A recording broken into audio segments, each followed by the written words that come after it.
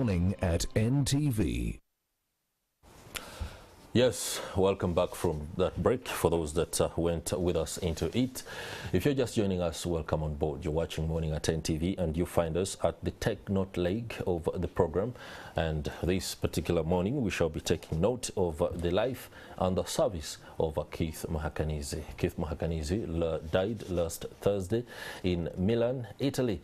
And of course, at the time of his death, he was the permanent secretary in the office of the Prime Minister. That appointment just coming in a few years ago. But his legacy is one that has been written in the Ministry of Finance, where he served as permanent secretary and also secretary to the Treasury, and of course served in many other positions before that.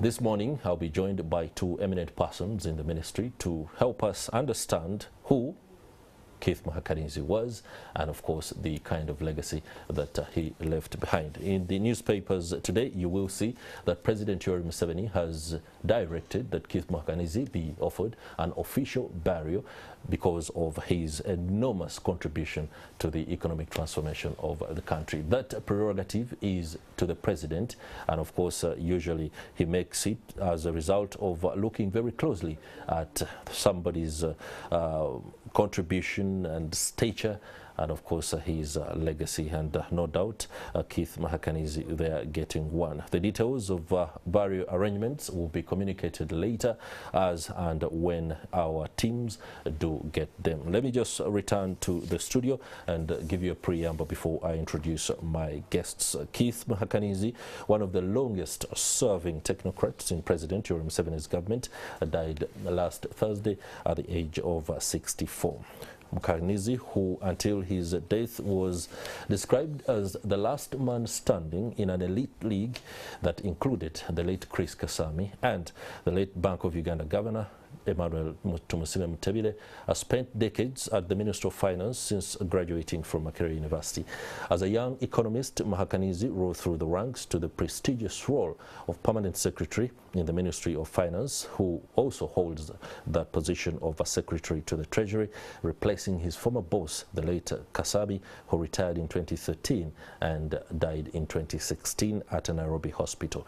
Right now, we are joined by Patrick Ochailap, the Deputy Secretary, Treasury, and the Accountant General Lawrence Semakula, to eulogize, but most importantly, to offer the likes of Chris Higenyi, who might not have the best readings of history on what the legacy of the man was. I am very honored to host the two gentlemen. Welcome to the studios. Thank you.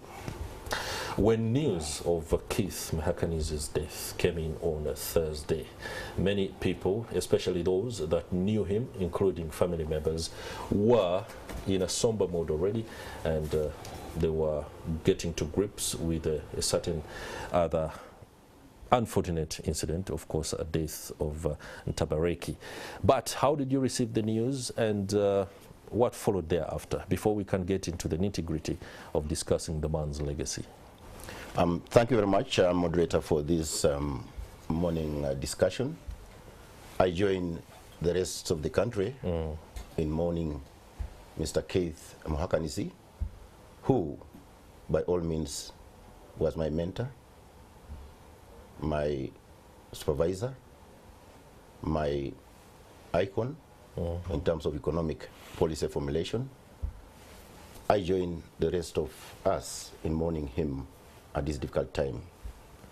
It came as a shock because just a while ago, about 1 month and a half ago, we had interacted briefly because he occasionally came to the ministry just to have lunch or chat with staff. But little did we know that sooner than later he would leave us. So it was a shock to the ministry, and indeed we learned with shock that he had passed on. We knew certainly he was in and out of battling the cancer, and that he was undergoing treatment, but I didn't know personally that he had traveled for this particular round of treatment in Milan. So indeed, we're in a state of mourning him and deeply miss him. Mr. Semakula. Yeah, I also join my fellow mourners to mourn Mr. Keith Muhakanizi, who was our mentor at the ministry, our supervisor, and our friend. Of course, for me, I knew that Seith had gone to Milan for treatment, and I talked to him, I think, about 3 or 4 weeks ago, and he had told me that he wasn't well. So, but he had assured me that, no, I think I'll make it, I'll come out of this. So when we had the news, we were all shocked. And up to now, we are still in shock. But as believers, when your day comes, we have nothing to do. That is right. The inevitability of death is something that is coming upon each of us. Now, allow me just ask Mr. Chailap, you spoke about the fact that he was your mentor and you worked directly under him for a very, very long time. What is the technocrat in Seith Muhakanizi? Who is the civil servant in Seith Muhakanizi? And if you don't mind, take us through what defined him in your own eyes. Thank you very much, moderator, for that set of questions. Seith Muhakanizi certainly came to the ministry at a time when the ministry was merged with the Ministry of Planning at that time. That was around about 1992 or thereabout. He came with a group of, as you mentioned, the late governor and former permanent secretary treasury, Emmanuel Tumsime Mutebile, the late Kasami, who also later on became the permanent secretary treasury, came together with Madam Mary Muduli, who became the deputy secretary treasury before she left for World Bank. They came with Madam Florence Kutesa, who was my immediate supervisor when I became a director budget. He came together with Damon Kitabire. I think that was a group of high-level economists who joined from the planning side to the finance side. I was, say, later at that time, a junior officer. So as a technocrat, really fast forward, Seith Muhakanizi is an icon in the equation for formulation of economic policies that remove the distortions that were existing in the economy at the time they came into the ministry. Such distortions were characterized by a large spectre of public enterprises that were certainly a very big fiscal side drain in the part of government. It was characterized by economic controls that were characterized by at times even allocation of commodities in the economy, the price controls in the economy, determination of almost every business direction that the economy was taking. Then, out of their initiative, they certainly got in touch with the World Bank and the IMF to help go through the reform process for turning around the economy from the state it was in into a modern economy which is governed by the basic tenets of economic principles and operations of the economy. That included, but not limited to, the structural adjustment programs that were put in place. And those programs were actually initiated by government, contrary to what most people believe that the IMF and the World Bank imposed those policies on us. No. It is us who see the problem, and we go to them with a kind of problem statement so that they, together with us, think through the possible solutions based on their vast experience and certainly their expertise in economic management, economic restructuring, and also in aspects that lead to the economy turning around from the quagmire it was in. So, true to the word, Seith Muhakanizi, as I know him, was part of the great people who thought through a number of policy options that are available for turning around the economy. That gave birth to the Public Enterprise and Reform Divestiture Statute, which was put in place. That saw the divestiture of the public sector from a number of enterprises, and there are quite a catalogue of them. Together with that also was a season for opening up the economy, liberalizing the economy to allow the forces of demand and supply, guided by the basic principles of production and redistribution of resources across the economy in a modern way.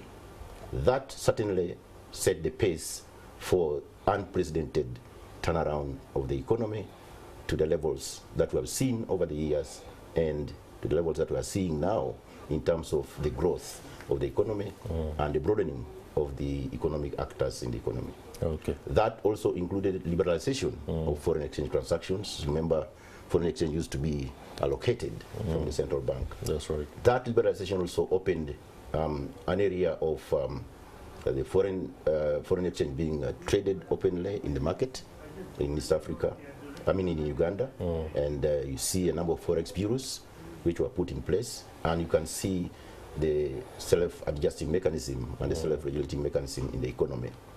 In addition to that, they too undertook a number of reforms, and I remember very well at that time I was in taxation and industrial promotion when the revenue mobilization as the main anchor to finance government programs was certainly one of the biggest issues that had to be done. In 1991, then saw the reform in revenue collection. There used to be income tax department, customs department, and so on and so forth, sales tax department, and customs department was particularly, I think, around the basement of the current Ministry of Finance. Okay. There was a thing called the long room at that time. Long room. And there was a lot of beehive of activity there.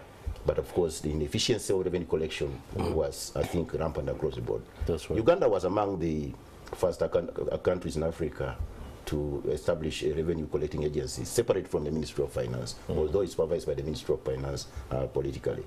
And that was after, I think, the study that they underwent and undertook to Ghana, among others, to study how best countries can collect revenue efficiently. That's right. And contrary to the disorganized manner in which the traditional collection of revenue was taking place. So the creation of URA Uganda actually became the first in East Africa to reform the collection of taxes and created the Uganda Revenue Authority in 1991. So I could see the footmarks of Seith in that, because we were attending a number of meetings, as I said. I was in taxation and industrial promotion department at that time, and there were quite a number of meetings with the World Bank, with the IMF, within ourselves, with government, various stakeholders. And he is also a stakeholder manager in public policy. He was very passionate about that in terms of the... All right, perhaps when you talk about being a public policy expert, that is a question that I should throw to Accountant General Lawrence Semakula. When Seith Muhakanizi and a lot of other young economists come onto the stage after 1986, it was very trying economic times at the time. Of course, 1980 to 1985 was one of slowed growth, and when the National Resistance Army at the time came into power, there was need to look at a breed of individuals who would bolster policy rollout in order to achieve the kind of economic transformation that President Museveni and the others wanted for the country. When you look at his interventions as a young man, was he one that demonstrated that he was going to be the kind of huge figure economically that he later turned out to be? Or it was a case of a gentleman who didn't promise too much, but knew how to make his way around, especially when it came into corridors of policy making? Okay, I think let me also first start by going backwards when I met Seith. Yeah. I first met Seith when he was the economic advisor to the minister at that time, and he was dealing with the issue of privatization that Mr. Chailab talked about. And at that time, I was the financial controller of one of the enterprise that was supposed to be divested. So I remember us having a lot of arguments on why we shouldn't divest, why you should do that, and so on and so forth. But now when I joined the ministry in 2001, the first word when I went to meet him in his office, he said that, now Lawrence, you don't have to be a small king in a small place. Now you are becoming, you should look at the picture wider, because you are now in a ministry that looks at the whole of the of government. That's right. Now you are dealing with one entity, but in the Ministry of Finance you are dealing with over 500 entities. So that was the advice he gave me. But I also want to say that for me, where I knew that Keith was more strategic and focused, is that he told me again, he used the analogy, he called it analogy. He's saying that, you see, it's not good, it's not only you go and cook food, you cook it very well, but if it is badly served, then it doesn't serve the purpose. And so he was saying that we have done a lot of economic transformation. That's right. But there is still something lacking, and that was public financial management. Because he said that we have all along been concentrating on economic management. You have a very good macroeconomic framework, you have a good budget, but the execution is very bad. So he now focused us and said, no, we have done that, now let's go into public financial management. And so we started the journey of public financial management. Of course, the journey was long. We started with the laws at that time. We looked at the systems and processes at that time, which as everybody knows that they were we couldn't even do bank reconciliations at the treasury. You can imagine, you have a treasury, you can't know your cash balances, you can't know that. So we had to go into a journey of transformation. And that was Keith, because he would say no.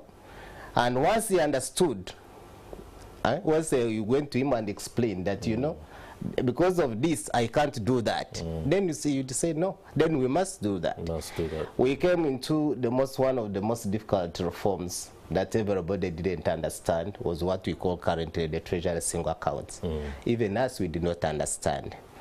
But Keith, I remember one time he came back from Washington. I said, you know what? They tried to explain to me in the simple terms. I now understand that reform, and we must do it. There's no two ways. Interesting. And true to his word, the good thing is that Keith would always guide you, encourage you, and even when you are in a meeting, make humorous jokes so that you don't feel tensed up. That is right. So he said, no, we must do it. I was telling him, no, sir, the infrastructure. I said, no, let's deal with the infrastructure. What's wrong with the infrastructure? So we did, through his encouragement, through his direction, we were able to do the treasury single account. And I can assure you that in the region, we are one of the best people come to do a benchmarking, and it was because of all his efforts. The systems that we have in government now, they are very robust. Can we identify those building blocks, and so that the Ugandan out there who is trying to understand the legacy of the man can know that this is what we can look at and say, it has the hallmark or the signature of Muhakanizi? That's true. For example, as I was saying, the payment system. Other payment system. Yeah, you remember I used to line up at the treasury to get a payment. Now, wherever you are, your payment is on the account. So we automated the payment processes. The salaries, you know, there was where everybody was crying, I'm not getting my salary on time. The salary I get is wrong. And so they said, no, do you know what we do? Let's come out with a simple method that where the salaries should be processed at the entity where they are. So that if you are in the Ministry of Finance, I process a payroll for the Ministry of Finance. And then I can inform Ministry of Public Service that these are my employees that I have. Other than saying we process, where everybody comes the center, no one takes responsibility, and so on and so forth. Issues of, when we got issues with the Office of the Prime Minister, one aspect that came out was clear. The Office of the Prime Minister seems to have a litany at that time. At that time, you remember there was the scan. No, it was like the second, third time at that time. Interesting there. So we looked at the causes of most of the issues that were highlighted by the review reports. Were that because these people were dealing mostly in cash. And then we came out with he said, no, then we must look for a reform, go and do a reform around cash. And we started what we call e-cash, where we reduced the cash transactions. And now for everybody, if you need a cash transaction, we send it direct either to your account or to your phone, other than carrying the physical cash. So that was case. That was case. Also, in addition, again linked to the systems development and this passion for systems as a mechanism for improving the efficiency and effectiveness of management of public funds.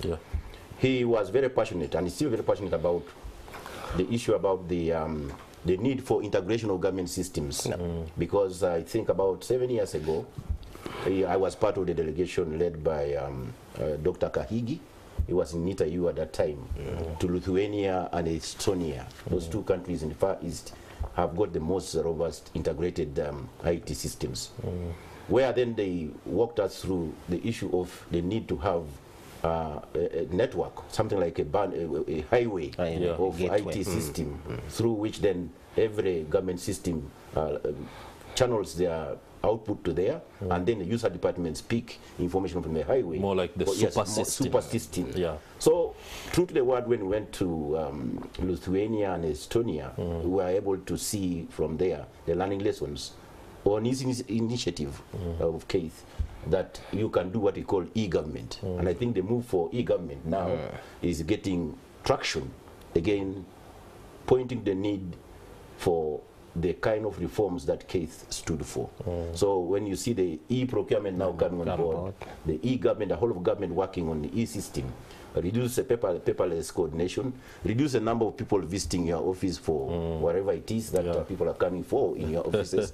That was what he stood for. We learned a lesson out of that, and after our report, actually, he put in traction the need for us to move to e-government, e-procurement. I think e-procurement now is by far catching up faster than the rest of the integration of government. Okay. We assessed that actually about 1,200 different systems in the various government entities, which should not be so disintegrated, but integrated into one of the systems through a highway for better management and efficiency in the economy. Okay, very shortly I'll be delving into how he helped in ensuring that stabilization of Uganda's debt portfolio, the way it was handled and where we are right now. We need to understand exactly how he came through on that. But you spoke earlier about the long room. I don't know what exactly the long room is. Is this some kind of situation room? The long room is a customs clearing area where I think goods or invoices or papers of clearing the customs entries was taking place. You move from one desk to the other. It was a beehive of activity. I peeped in one time at that place, but it was a horrendous issue. Okay. So a long room was that kind of beehive, and that's where also a lot of corrupt tendencies were taking place. So corruption itself was taking place in the customs collections. You find people trying to fidget with the customs entries, fidget with this and the rest of it. So that then led to, among others, of course, the need to create a central registration authority called Uganda Revenue Authority way back in 1991. Okay. It was part of the reform problems that arose. All right. Forgive my juxtaposition with the situation room, where many of us who have watched and followed the American system is where it's more like where the minds sit, and then in a time of crisis, political and diplomatic, they're able to figure out what to do and when and how to intervene. Now, for the economy, there must be a situation room too, and usually tempers flare. People have a tendency to, be aggressive and sometimes step on others. I want to understand, in times of economic crisis, who was Keith? Was he the level-headed guy, or was he the one who shoves about? Was he the reluctant one who sits and tries to figure it out before he can say, all right, I have it in mind, let's do this and this and this? What was he during that time? In my assessment, together with the team that I mentioned earlier on, I did participate in one of the situation rooms, especially when there was the financial crisis just about 10 years ago. And there was need for the country to think through, now that we are liberalized, we are open economy, what will happen to our reserves if there is, for example, capital flight or whatever it is? Is it time for us to change the policy direction? Is it, what else can we do, given that we are a small economy in a bigger world economy? Can these guys eat us up in this kind of world crisis? And I think a number of discussions, I don't quite remember who initiated what, but I think that in that you see Keith as a person who comes through with, first of all, identifying the problem. And you always say, what the problem identification is. What the problem, and then he said, you know what, we cannot fix history. Given the situation that we know now, we can fix the future for sure. But the issue is, what is the problem?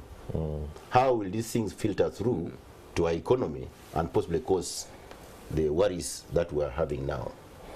And that generated a thought process then that led to the situation I said, for now, perhaps not necessary for us to panic, but we need to guard against quite a number of parameters. From the central bank point of view, from the Ministry of Finance point of view, we need to emphasize the need to correct revenue, because it's most likely that we are going to be hit by FDI. We need to think about what else do we need to adjust in our policy environment in terms of expenditures, in terms of revenues, in order to live within what we can afford as the economy of the world continues to adjust. And that formed the initiative that I can remember, where I participated in the initial discussions in which Seith, among others, was there. His issue was identify the problem correctly. And of course, certainly, being a stakeholder manager, let's brief HE, the president, let's brief cabinet about the situation and about what we're doing.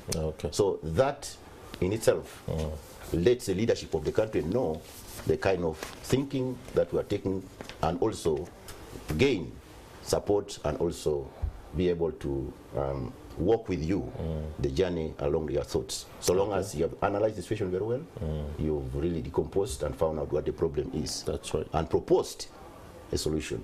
But at that time, I remember very well, they said, do not panic. Do not panic. Let's look at our revenue side. How is it likely to be affected? FDI, how is it likely to be affected? FX transactions, how are they likely to be affected? The general trend within the region and within the country, how is it going to be affected? Then we said, let's keep calm and then see how we can go through the crisis. That's and indeed, of course, also to add on to that, yes, please. I think that in such kind of situation, what Seith would do, he would listen to everybody. But in some cases, you know, you have bosses who don't want to listen to others. But for Seith, you would say, no, don't let the other young man speak.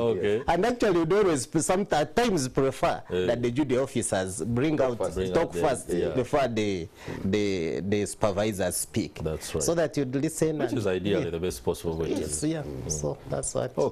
When you look at Uganda's negotiators on the international stage, when talking to the International Monetary Fund, the World Bank, and trying to get ourselves out of a debt crisis, was he part of the team that would go to speak to the technocrats or the big boys in the financial capitals of the world? And when in the negotiation room, what would Uganda's case be? Was it a case of, for example, we are here, we have a blueprint that we think we can present to you, and you fund or help us, in quotes? Was he the kind of gentleman who would stand up to the World Bank if in case the terms and conditions of anyone policy rollout from Washington or London is unfavorable to Uganda? Yes, I think the fact of the matter is that he was first of all unassertive. He had an assertive Very character. assertive, Once he's convinced of a particular point, certainly to change him out of that is an uphill task. But I think, as I told you earlier, the issue of debt, when we reached the level of being categorized as highly indebted poor countries, the HIPIC. And the HIPIC initiatives came from the development partners as well as the developing world, those of us who are hard hit by this debt. Of course, the shoe pinched us most. We understood our problem better, the problem of debt burden and all that, and how we came to that debt burden. So identification of the problem, as I said, he was very good at that, together, of course, with the team I told you about, that wonderful team in the Ministry of Finance. We sat together. Of course, at that time I was not among the top management. I was at the lower levels. But we understood when they designed the kind of policy actions that are necessary for us as the recipient of this debt to take in order for the other people to forgive us. So that was the kind of, those are the kind of discussions that filtered through to us at a lower level. What would you do with our revenue side? Because at that time, as I told you, I was in the tax policy and industrial promotion department, tax policy. And then what would we do on overall economy? We are done with reforms. no sooner do we done that, we are finding ourselves in that situation. What would we do in the central bank side, regulator? What would we do with the overall regulation in the economy? What would we do to turn around the private sector so that the private sector takes the lead in generating the wealth that's necessary for the economy to generate the growth that's necessary, and then through taxation we should be able to generate then enough revenue for us to finance this thing. So identifying the policy anchors was actually our purview. The development partners on the other side were putting together themselves and saying, what kind of framework should we be able to work with these countries in order to avoid the debt problem? And they told us to prepare what they call poverty eradication action plans, that policy document. Okay. That became a very good document. That was his blueprint. That was part of his, together with the team, initiative. And that implementation of the poverty eradication action plan, together with policy anchors in that, is what made the development partners buy out to the idea that, if you are thinking like that, then we can see the light at the end of the tunnel, that if we forgave you this debt, you will certainly be able to come out of this situation. No doubt. And indeed, that's what happened. And they forgave us the debt. And they even told us where, on the basis of our proposals, where we think if we put the relief, what areas are we going to benefit better from? And that was anchored in Poverty Eradication Action Plan documents. Gentlemen, I'm afraid the time is fast running out. We shall use the remaining 90 broadcasting seconds and allow Accountant General Lawrence Semakula, away from the technocrat, the pragmatism and the pomp that comes with the office. Keith Muhakanizi must have been a friend. Yeah. Yes. Indeed, what are those moments that you look back to and say, yeah? Indeed, he was a friend. And one of them is that, you know, Keith, and it's a friend to many, including to the acting guest now, is that Keith, every morning would check on you. That was, you'd even walk to your office. You know, so for me, I sit in the treasury side, if you know the Ministry of Finance, but you would walk from 7th floor to come and see me and check on me. What problem do you have? Do you have any problem? Then even passionately would even ask that, you know, Lawrence, you don't have to be only in Kampala. We can think of also the village, because at one time we'll go back to the village. That is right. So you'd encourage. And we'd even keep joking that I hope those Banyaruguru are not still walking barefooted, because they have a son here, so you should also be able to help them out of poverty. Right. So that was the case. All right, gentlemen, a conversation on the man's legacy is one that can take us hours, but I'm sure eulogies will continue to come in, and of course as officials and the rest of us pay tribute to the man. Of course, communication over the details of the burial arrangements will be done by the Prime Minister. That is Right Honourable Robin Anabanja. I wouldn't put you on the spot to preempt anything, so that will do it for this particular discussion. I'm emboldened by the information that Mr. Ochailap and Lawrence Semakula have revealed to us, especially with regard to how Keith Muhakanizi did his work, particularly in policy rollout, but most importantly in being able to negotiate on the part of Uganda in many of the international discussions there. I'll leave it at that and allow my colleague Priscilla Regina Naloga to come and continue with a discussion that could also offer some kind of perspective on what the man's legacy is, analyzing budget process for the 2023-2024 budget, feasibility of Uganda's budget for the year. Priscilla Regina Naloga will be coming up with that, and Fred Muhumuza, policy analyst, as well as God Batum Shabe, will be at hand to help us understand.